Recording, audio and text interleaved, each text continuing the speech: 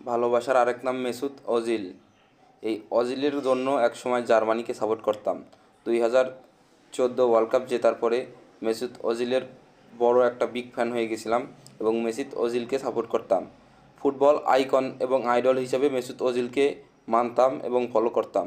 কিন্তু 2018-তে জার্মানির ব্যর্থতায় মেসুত ওজিলের ঘাড়ে পড়ে এবং মুসলিমদের সব দিক থেকেই মেসুত ওজিল সাপোর্ট করতো। এই কারণে মেসুত ওজিলকে জার্মান জাতীয় ফুটবল দল থেকে বাদ দেওয়া হয়।